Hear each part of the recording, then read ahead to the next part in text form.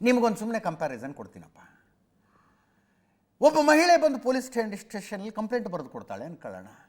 ಇಂಥ ಜಾಗದಲ್ಲಿ ನನ್ನನ್ನು ಇಂತಿಂಥ 5 ಬಂದು ಕಿಡ್ನ್ಯಾಪ್ ಮಾಡ್ಕೊಂಡು ಹೋಗಿ ಇಂಥ ಜಾಗದಲ್ಲಿ ನನ್ನ ಮೇಲೆ ಗ್ಯಾಂಗ್ ರೇಪ್ ಮಾಡಿದರು, ಇಂಥ ದಿವಸ, ಹಾಗೆ ಅವರು ನನ್ನ ಮೇಲೆ ರೇಪ್ ಮಾಡುವಾಗ ನಾನು ಚಿನ್ನದ ಚೈನ್ ಕಳ್ಕೊಂಡ್ಬಿಟ್ಟಿದ್ದೀನಿ, ಆ ಚೈನನ್ನು ಹುಡುಕಿ ಕೊಡಿ ನನಗೆ ಅಂತ ಕಂಪ್ಲೇಂಟ್ ಕೊಟ್ಟರೆ ಪೊಲೀಸರು ಚೈನ್ ಮಾತ್ರ ಹುಡುಕ್ಬೇಕಾ? ಹಂಗಿದೆ ಈ ಕಥೆ. ಇಲ್ಲ ಇಲ್ಲ ಮೇಡಮ್, ಸುಜಾತಾ ಮೇಡಮ್, ನೀವು ನನ್ನ ಮಗಳು ಧರ್ಮಸ್ಥಳದಲ್ಲಿ ಕಾಣೆಯಾಗಿದ್ದಾಳೆ, ಅವಳ ಅಸ್ಥಿಪಂಜರ ಸಿಕ್ಕರೆ ಹುಡುಕೊಡಿ ಅಂತ ಅಷ್ಟೇ ಕಂಪ್ಲೇಂಟ್ ಕೊಟ್ಟಿದ್ರೆ ಅಷ್ಟೇ ಆಗ್ತಿತ್ತದು.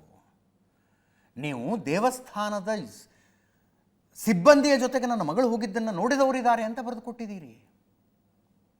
ವೀರೇಂದ್ರ ಹೆಗಡೆ, ಹರ್ಷೇಂದ್ರ ಹೆಗಡೆ ನನ್ನನ್ನು ಬೈದು ಹೊರಗೆ ಹಾಕಿದ್ರು ಅಂತ ಬರೆದು ಕೊಟ್ಟಿದ್ದೀರಿ.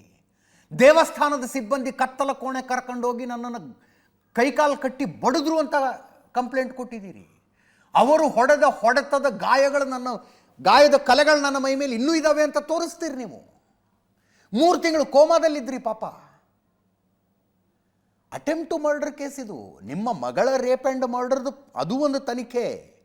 ನಿಮ್ಮ ಮೇಲೆ ನಡೆದಿದ್ದಕ್ಕೆ ಅಟೆಂಪ್ಟ್ ಟು ಮರ್ಡರ್, ಅದು ಕೊಲೆ ಪ್ರಯತ್ನ ನಿಮ್ಮ ಮೇಲೆ ಆಗಿರುವಂಥದ್ದು. ನೀವು ಅದನ್ನು ತನಿಖೆ ಮಾಡಬೇಡಿ ಅಂದರೆ ಬಿಟ್ಟುಬಿಡೋದಕ್ಕಾಗತ್ತಾ? ಅಲ್ಲಿ ನೋಡಿ ಪಾಪ ಅವರು ಮನೆಗೆ ಹೋಗಿದ್ದಾರೆ ನಮ್ಮ ರಿಪೋರ್ಟ್ರು.